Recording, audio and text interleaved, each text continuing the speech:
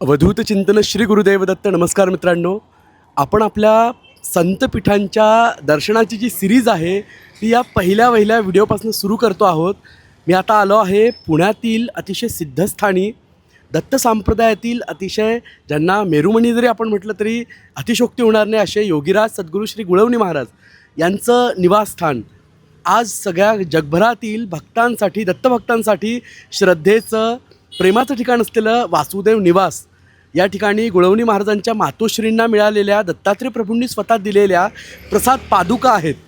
तर त्या प्रसाद पादुका प्रत्यक्ष दत्तपादुका आहेत. म्हणून या स्थानाचं महात्म्य, या स्थानाचं वैशिष्ट्य अनन्यसाधारण असं आहे. तर मी अशा या दिव्य स्थानापासनं माझी संत चरणांच्या दर्शनाची, शोधांची जी सिरीज आहे ती सिरीज सुरू करत आहे. उद्या योगीराज गुळवणी महाराजांचा 52वा पुण्यतिथी सोहळा आहे. आपण माझ्या मागे बघू शकता. आश्रमामध्ये सुंदर अशी रोषणाई करण्यात आली आहे. तर मी आपल्याला आश्रम दाखवतो, या स्थानाचं महात्म्य सांगतो. गुरु महाराजांची खोली, गुरु महाराजांचं हे स्थान, गुरु महाराजांचे देव इथे आहेत. या ठिकाणचा प्रत्येक कण हा गुरु महाराजांच्या पदस्पर्शाने, त्यांच्या स्पर्शाने पावन झालेला आहे. तर अशा या स्थानी मी आज आलो आहे. तर वासुदेव निवासाचं दर्शन तुम्हाला घडवतो आणि आपण गुरु महाराजांच्या या स्थानाचं महात्म्य पण जाणून घेऊयात. तर चला गुरु महाराजांच्या या स्थानाचं दर्शन घ्यायला.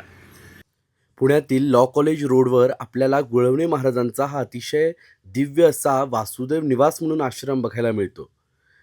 वासुदेव निवास हे जगभरातील दत्तभक्तांसाठी, शक्तिपात योग परंपरेतील भक्तांसाठी, अनुग्रहितांसाठी एक मुख्य केंद्र आहे.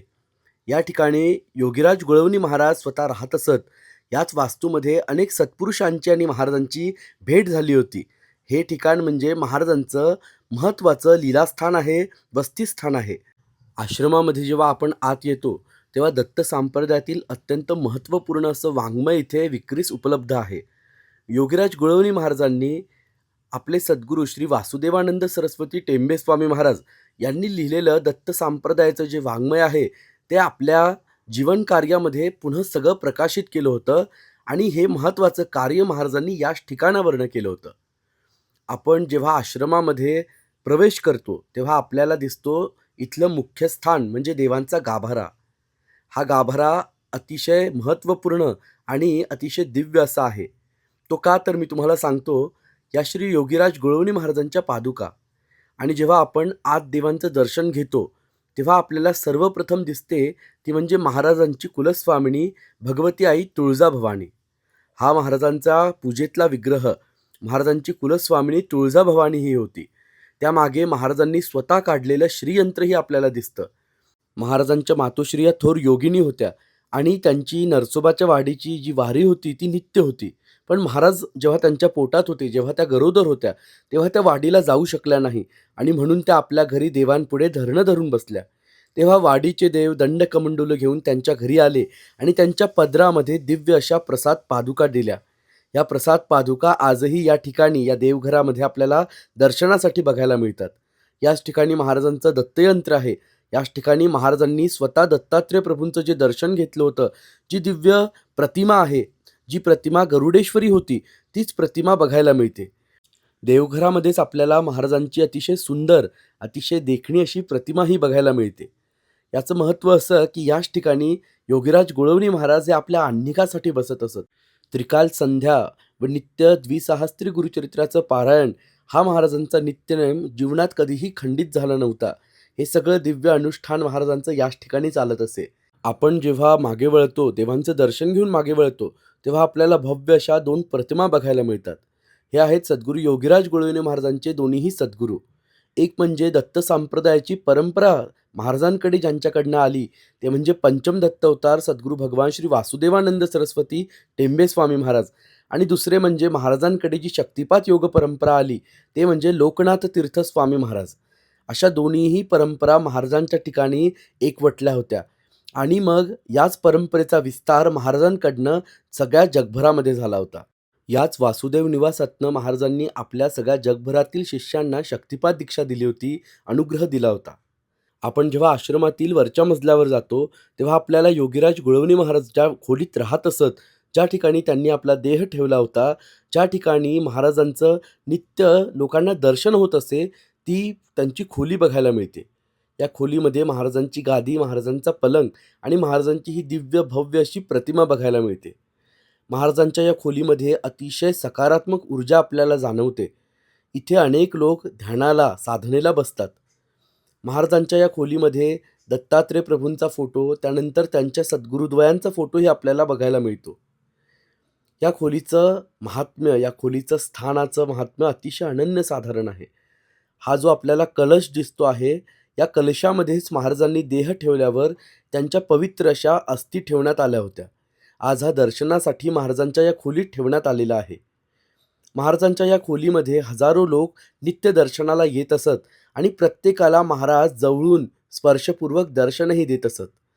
आपण जेव्हा महाराजांच्या पलंगाचं दर्शन करून मागे वळतो, तेव्हा आपल्याला महाराजांनी वापरलेल्या वस्तू आणि वस्त्र बघायला मिळतात. या खोलीमध्येच महाराजांनी वापरलेले वस्त्र, त्यानंतर त्यांचं सोवळं, त्यानंतर महाराजांचा चष्मा, महाराजांचे बूट अशा अनेक वस्तू ठेवल्या आहेत. गुरु महाराजांनी दत्तभक्तांवरती एक अपार अशी कृपा केली आहे. ती म्हणजे टेंबेस्वामी महाराजांचं सगळं वाङ्मय हे 12 खंडांमध्ये प्रकाशित केलं होतं. हे अतिशय कठीण असं काम महाराजांनी आपल्या जीवन कार्यामध्ये पूर्ण केलं होतं आणि त्यांना साथ लाभली ती म्हणजे दत्त महाराज कवीश्वरांची. ते वाङ्मय, त्याची मूळ प्रतही इथे ठेवली आहे. हे आहे महाराजांचं साधनेचं मृगाजीन. अशा या दिव्य सगळ्या वस्तूंचा संग्रह महाराजांच्या खोलीमध्ये आपल्याला बघायला मिळतो. महाराजांचं दर्शन करून जेव्हा आपण बाहेर येतो, त्यावेळी आपल्याला दत्त महाराज कवीश्वरांचंही दर्शन होतं. याच ठिकाणी दत्त महाराज कवीश्वरही बसत असत. ही महाराजांच्या बसण्याची जागा, तीच त्यांची खोली. दत्त महाराजांचं दर्शन करून आपण जेव्हा आत जातो, तेव्हा आपल्याला योग तपस्वी श्री नारायण काका ढेकणे महाराज यांचीही प्रतिमा बघायला मिळते. नारायण काका ढेकणे महाराज हे प्रत्यक्ष लोकनाथ तीर्थ स्वामी महाराजांचे दीक्षित होते, अनुग्रहित होते. काकांचं दर्शन करून मग आपल्याला भगवान श्रीपाद श्रीवल्लभ महाप्रभूंचं अतिशय सुंदर असं दर्शन आश्रमामध्ये, या खोलीमध्ये होतं. ही आहे श्रीपाद प्रभूंची अतिशय सुंदर अशी प्रतिमा. आश्रमामध्ये आपल्याला सामूहिक साधनेचा हॉल बघायला मिळतो. या हॉलमध्ये आपल्याला योगीराज गुळवणे महाराजांचं सुंदर असं तैलचित्र बघायला मिळतं. तसेच महाराजांनी स्वतः रेखाटलेले अतिशय दुर्मिळ आणि अतिशय सुंदर असे विविध देवतांचे चित्रही इथे लावण्यात आले आहेत. ते मुद्दाम मी तुम्हाला दाखवतो, कारण या चित्रांना बघून आपल्याला कळतं की महाराज हे किती सुंदर आणि किती प्रतिभावान असे कलाकारही होते. महाराजांनी रेखाटलेले हे सगळे सुंदर चित्र आज आपल्याला वासुदेव निवासामध्ये बघायला मिळतात. आपल्याला आश्चर्य वाटेल, पण योगीराज गुळवणी महाराज हे पुण्यातील नमुवी महाविद्यालयामध्ये चित्रकलेचे शिक्षक होते. महाराजांनी मोठा काळ या शाळेमध्ये मुलांना चित्रकला शिकवली.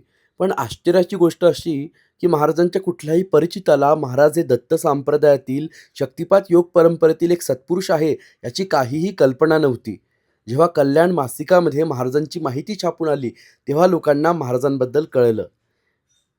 असे योगीराज गुळवणी महाराज हे अतिशय प्रसिद्धी परांगमुख आणि दिव्य असे सत्पुरुष होते. महाराजांचा हा आश्रम म्हणजे एक ऊर्जास्थान आहे.